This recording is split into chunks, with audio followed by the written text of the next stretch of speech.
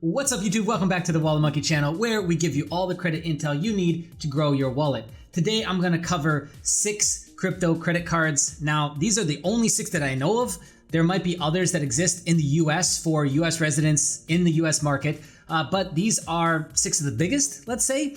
So I'm going to cover these, and good news is that each one of these either has a other video that we've done where we've broken it down and given all the details, data points, etc., or an article on the site, or both. So I'm just gonna kind of breeze through these 6 so that this video isn't super long, but just understand that there's video breakdowns of each one.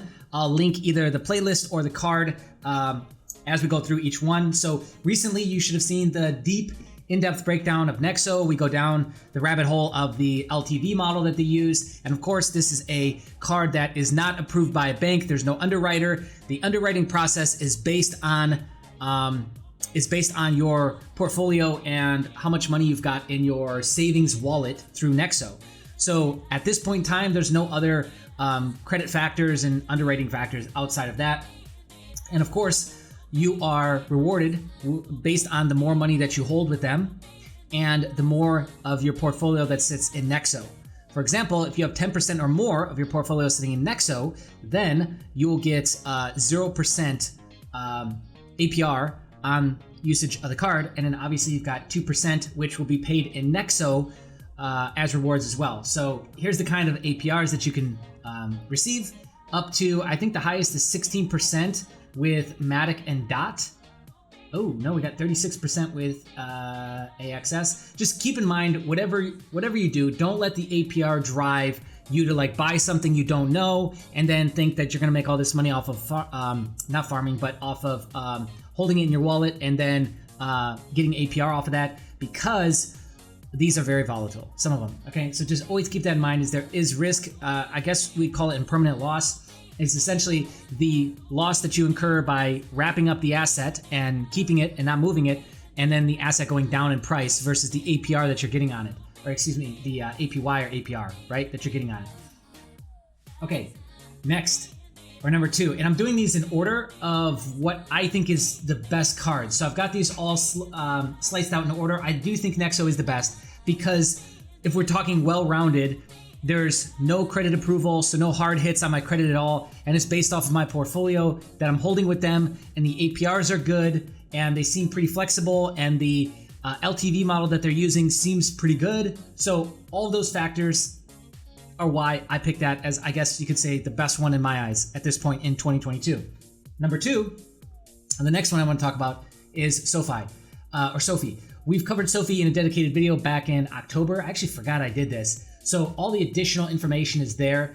This one, you start to get a little bit into, they'll soft pull Experian, I believe, and then if you accept, then they'll hard pull you. This credit factors obviously matter. You start to get into hard pulls. And the reason why I like this is because the size of the ecosystem. But this is another 2% unlimited card. No frills, no thrills, nothing else beyond that really is what you're dealing with. In terms of rewards, it's pretty much down the middle, 2%.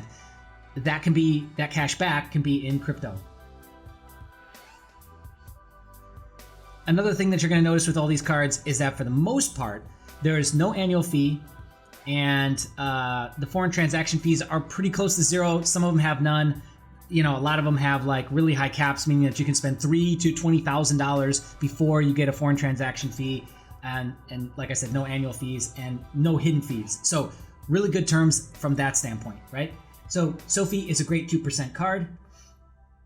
Scroll down, let you see this. Okay, one last thing to mention here is that they do have outside deals that come in that you get as a benefit for being a card holder, which again, I think that's great. So Nexo is Mastercard, right? Yep. Okay. Most of these are Mastercard, which is interesting. Nexo's Mastercard, SoFi is Mastercard as well, so you get all those natural protections in terms of ID theft. Some of them actually have cell phone protection on it, so this one has cell phone protection, coverage up to $1,000, which is huge. And then this one has no foreign transaction fees. Nexo, depending on your membership level or your loyalty level, is up to 3,000 euros, or with Platinum, it's up to 20,000 euros.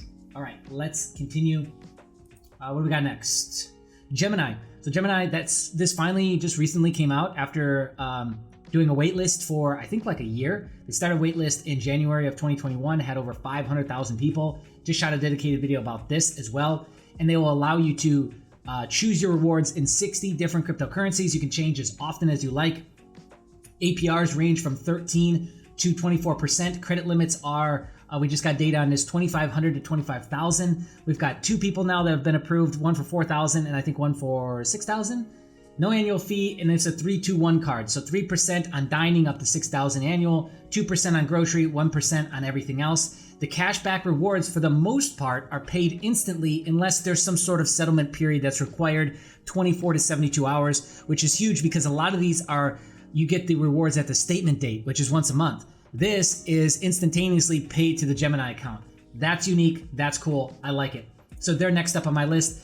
And it's kind of like a struggle between like which one's better, the Gemini card and where do we really place the Venmo card, I guess. And the reason why is because this is a 3-2-1 card as well. And there's obviously no ecosystem in the Venmo, so that's why Nexo and SoFi go higher. I would almost argue that if you're already in SoFi, then SoFi's way more valuable than Nexo. And if you own no crypto, SoFi's more valuable than Nexo. So that was a tough call for me, but definitely Venmo is a great option as well.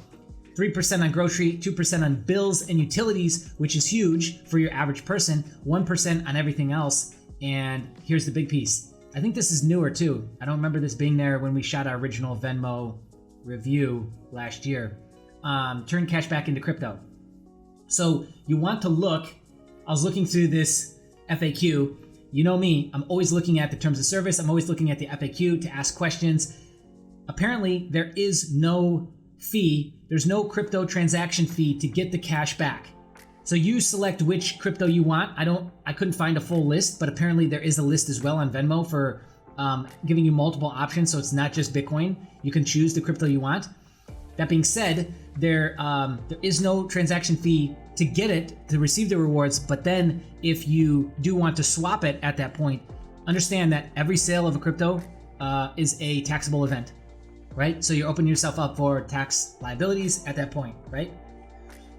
Okay, when do you get the cash back to crypto? Within 1 to 3 days after the statement ends. So see, here we go. So after the statement date, which is once a month, 1 to 3 days after that is when we're getting the actual cashback bonus. Okay, next, BlockFi. BlockFi came out mid last year. Okay, I thought it was later than that. We've updated this quite a bit. So they pull from Experian, but it's a soft pull all the way through until seeing your offer. It's underwritten by Deserve and Evolve Bank and Trust, or maybe that's the same company. Yeah, I think Deserve is Evolve. But Deserve actually underwrites its own card and it underwrites a couple other fintechs. So interesting to know, you can carry over data points and experiences. So it's fairly safe to assume if you don't get pre-qualified for a Deserve card, which I believe they have a pre-qualification on that as well, there's probably a low chance that you would get approved for this. That being said, this is a soft pull all the way through to the end as well. Okay, so we've got